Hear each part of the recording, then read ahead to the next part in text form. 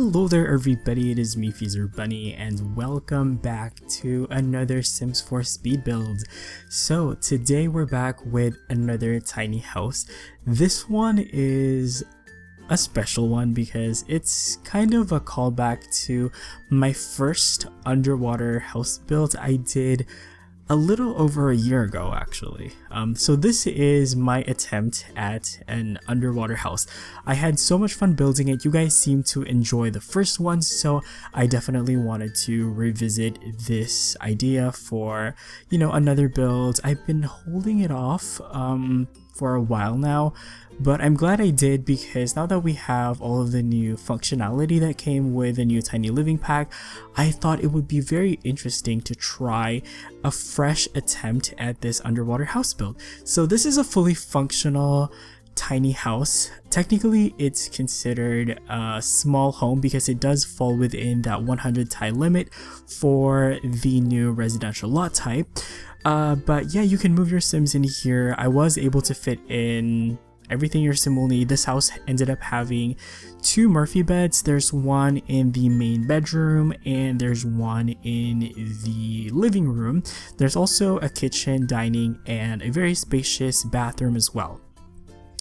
Now a lot of things has changed since I first built my first tiny house, and I think one of the biggest changes is the fact that now we have island living, which is tropical themed pack, really centered around the beach and the ocean, and I was able to use island living a lot in this build, specifically for the underwater part of this build, which I'm so excited to show you guys.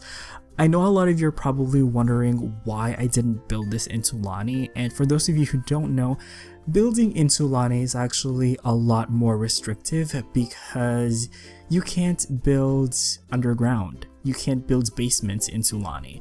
And this underwater house is just technically a basement inside of a swimming pool. So unfortunately, as much as I wanted to build in Tulani, I wasn't able to execute the build the way I wanted it to. I can use mods to make it possible to somehow build underwater, but it looks weird because what the mod does is that it only makes you build like halfway underwater, so that kind of looked weird. I wanted the house to be completely underwater. That's the point of this build, right? It's an underwater home. So I went ahead and built it here in Windenburg instead, and I feel like this lot that I'm building it on is probably the perfect lot in game to build an underwater house because technically it is surrounded by water. It's only separated by a little breakwater, but you can build pretty close to the ocean if you wanted it to. Anyway, this house was built for an eccentric introvert Sim. I imagine them to be very, very obsessed with the ocean and with marine life. For this build, I decided to make him into like an underwater photographer or like a marine photographer. So you will see a lot of cameras and tripods later on. But yeah, I did see them being more eccentric because obviously I think it would take a lot of, imagination to decide to live in this kind of house. So yeah, they live by themselves, but occasionally they also like to take in guests, kind of like in an Airbnb kind of way, because I imagine the upkeep for this kind of house would probably be a lot. So once in a while, they would take in some people, some guests, and the guests would probably stay here in the main living room. So this house ended up being kind of like a mix of different styles. I definitely wanted to make this still a little bit grounded in reality, even though obviously underwater homes are a little bit unconventional. I have seen some architects experiment with underwater architecture, so I do believe that in the near future underwater houses will be possible, but I feel like with near future technology underwater houses will be possible. So for this build I did go for a more modern architecture style, and then eventually I incorporated some more industrial style as well because I felt like I wanted this to feel like it's actually underwater. I also use a lot of furniture from tiny living, which kind of reminds me of like mid-century a little bit, so I don't know if that necessarily works, but you know, I think it still came together really nicely in the end, if I do say so myself. So this is the main living room over here. The layout of this house came together because of the way the ceilings work. That's another one of the biggest changes that happened to the game since I built my first underwater home. For some reason, they took away the feature to build roofs next to pools, so you have to have one tile space in between swimming pools and roofs, which is kind of annoying.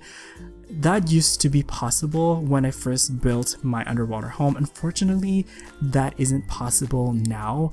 I have a feeling it's because of terrain tools, so because of that, I had to work around with the layout of this house to make it seem like it was built in consideration for the way the roof is in the outside. So this is the kitchen slash dining area. It's pretty straightforward. It's a little bit of a tight squeeze, but the dining area does have a beautiful view of the coral reef outside, so you guys will see me do that a little bit later on. So this is the bedroom. I don't really consider this like only a bedroom because it's kind of like a multiple functioning space. I see this as more of like an apartment. I'm using air quotes here. Apartment, because this can be a bedroom, living room, office, you know. Like I said, the person living here is kind of an introvert, so whenever they have guests over, they probably would prefer staying in their bedroom, you know, just tinkering with stuff, admiring the ocean outside, and, you know, just being by themselves. So yes, we have a Murphy bed over here that is also a love seat. And yeah, it's amazing how you can make these tight spaces with all of the new stuff that we have. I'm really happy with the Murphy beds and their new functionality. So here we are just adding in a little bit of decoration. I wanted this to feel like it's actually underwater, so I did add a couple more details eventually that are from packs like Strangerville, Get Together, and Get to Work. I just wanted it to incorporate some pipes and some, I don't know what these are. These are probably like air purifiers, and I wanted it to look like there was some sort of mechanism that brings in oxygen to this house, because like I said earlier, I wanted it to, you know, feel like it's still grounded in present day or near future technology. So this is the bathroom, and it's a little bit of a big space for a bathroom, but like I said, because of the way the roof works, I was stuck with this pretty large room. I'm really happy with how spacious it ended up with, and I'm glad that I used a lot of those like industrial looking you know, plumbing fixtures. Like the shower is from Get to Work, and that also talking toilet as well is from A City Living. I thought that was really funny. And I'm also incorporating in some nautical, you know, hints here and there by incorporating like a steering wheel and like, you know, some seashells as decoration. And at this point, I've already finished the interior, but I wasn't quite satisfied, so I will be going back into it in a little bit to add some more stuff and just switch things around as well.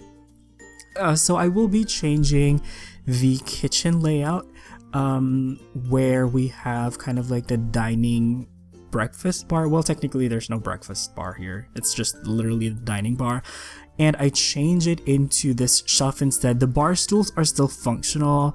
Your Sims can still eat in here, and I just wanted to do that because I wanted it to open up the space a little bit more so that you can appreciate the view of the reef outside. And here in the main apartment slash bedroom area, I wanted to incorporate a little bit more personality, so I added in more clutter, more cameras. I used a lot of Moschino in here.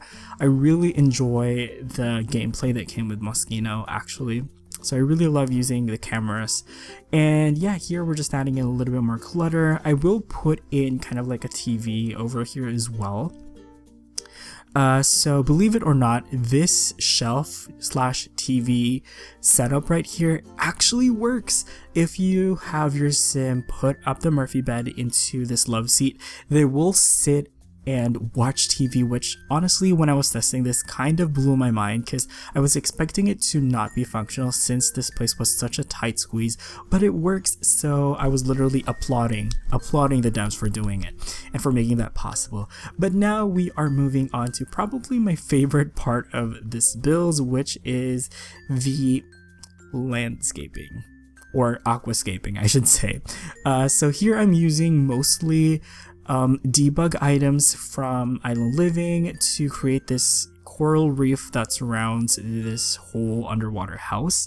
And the good thing about these is that you don't really have to work as hard.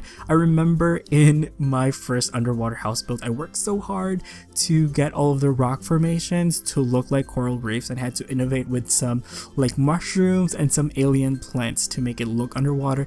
This time I had so much fun because I just had to put in all of the things I wanted. Doesn't matter if it looks crazy. You know, the more the merrier, you know, more is more in this situation. So I'm mixing in some, you know, volcanic rocks with some coral reefs, and I had a lot of fun. As you guys can see, I just put stuff everywhere. There's so much fun to play around with and to come up with all of these different shapes. Obviously, I wanted it to have a mix of, you know, hard and soft elements, so I will be incorporating in some corals later on as well. And I also wanted some like variety when it comes to the colors, so that's why I'm using in some light colored rocks mixed in with some of these darker like volcanic rocks as well. And basically my logic for the arrangement of these rock formations is basically I wanted the windows to have the best views of these rocks as possible, so I kind of took that in consideration as I was positioning all of these different rock formations and these coral reefs. So here I am placing in some corals. These are once again from the Island Living debug category, and there's so many choices. You can put so much to, you know, really make it feel like a living, breathing ecosystem. And speaking of living, breathing ecosystems, I will be incorporating in some fish as well. This is actually a technique that you guys taught me when I did my first underwater house build.